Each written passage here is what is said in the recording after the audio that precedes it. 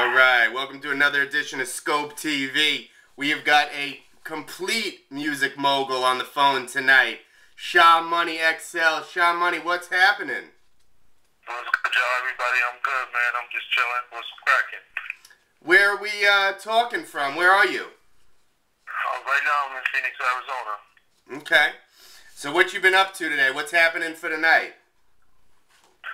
Right now, I'm planning my one-stop shop producer conference, booking some flights, getting some government names from some of the producers I don't have their real names on.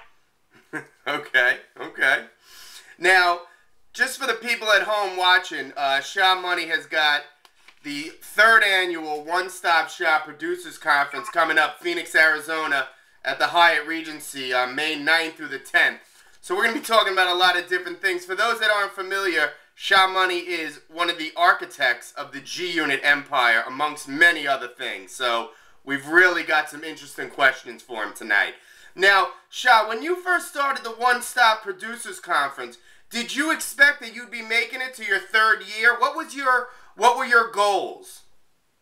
I mean, my goal wasn't, it was more of a service of trying to give back. I mean, I was at my peak as far as what we was doing with 50 Cent and G-Unit, and me just opening the door to a lot of producers, and me getting calls from a lot of producers asking for me to manage them. So I was at that peak, and I felt, you know what, let me do something to give back. I'm going to the Grammys, I'm going to all these award shows, we all feeling good about ourselves.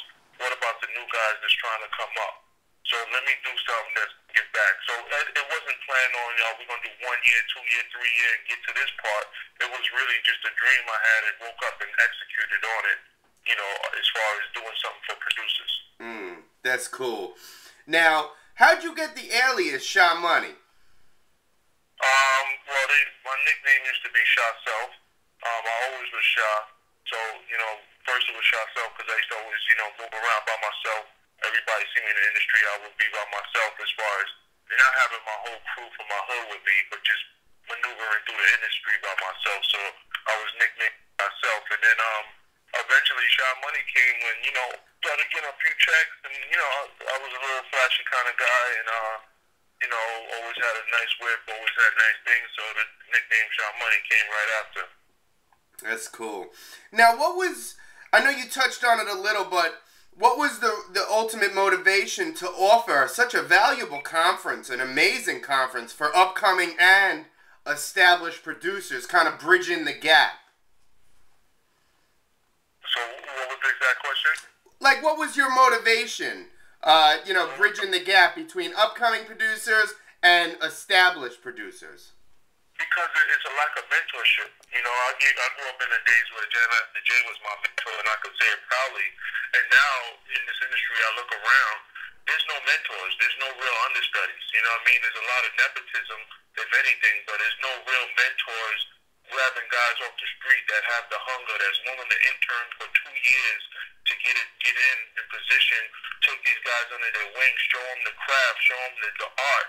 There's a lack of that. So I figured, you know what, let me bring these top producers who we all are a fraternity of friends in the producers field.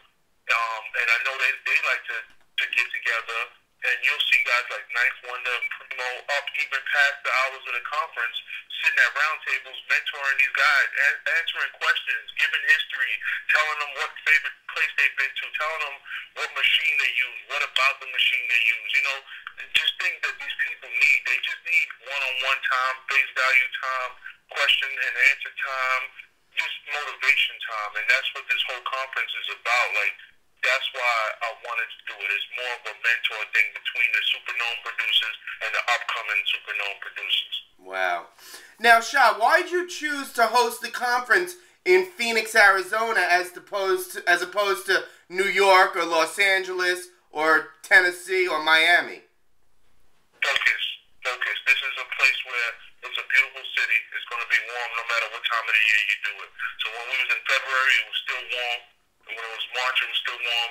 May is going to be a lot even warmer. There was a lot to do with focus. If we was in New York, a lot of stragglers, a lot of people going too many different places. In Phoenix, downtown, everything is about the conference. It's not about turning it into any kind of thing with dealing with women, party and I wanted to keep these guys in one hotel where the price was right, affordable to stay in, where we make it an experience. You know what I mean? So it's really about being focused. And Arizona is a great city where it's neutral to everything, to LA, Texas, Ohio, and to New York and Atlanta, all the places people are coming from. Where it's neutral to them, and it's just getting them here where there's nothing else to do but worry about bettering their career and focusing on it at this conference. Wow.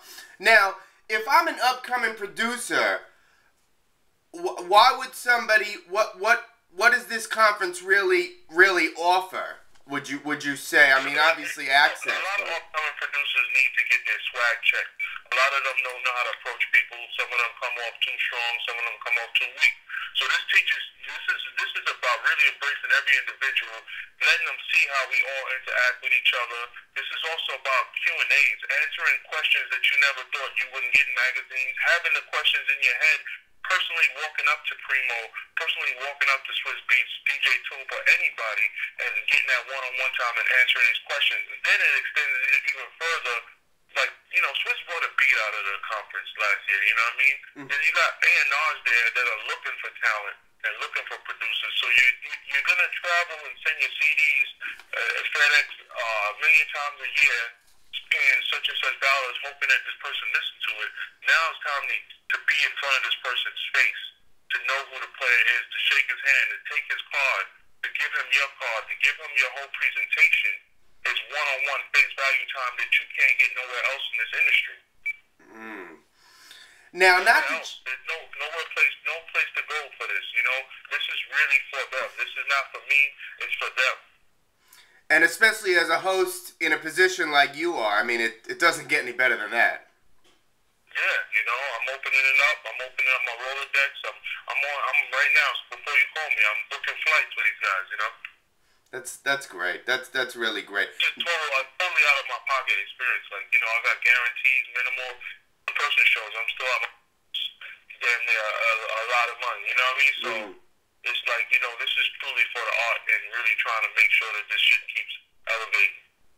Wow, that's incredible. Now, not even to change the subject, but gotta ask some 50 Cent. When you and 50 were growing up, did you know he would be the megastar that he is today? And is it kind of surreal for you to see where he's ended up? Answer that question. Go ahead. I'm sorry.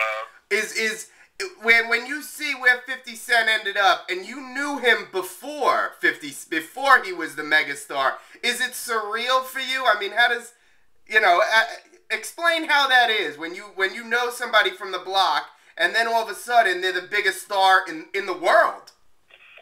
It provides a good space in my mind for me to know when I really have that feeling to go by it, because I had a feeling in 1996, late 96, early 97, when Jam Master Jay first started playing his music for me, and when he turned into a rapper. We knew him before that in the streets when he was selling guns and selling drugs and shit, but I knew his street MO. 50 was known throughout whole Queens. Everybody knew he was a street dude.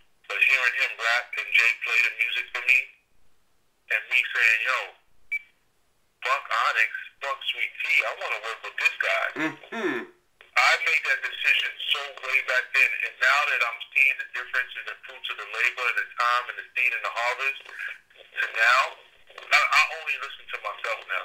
I listen to people as far as when they tell me an artist is dope, but I really got to go with that feeling that I remember that feeling, and I haven't gotten that feeling since I met Fifth, but I know how to get that when you feel that feeling of something that sounds great. Wow. And it just lets me know that to stick with my ear, to stick with my focus, because I was able to know that he was the shit before he even had hooks on his songs. You know what I mean?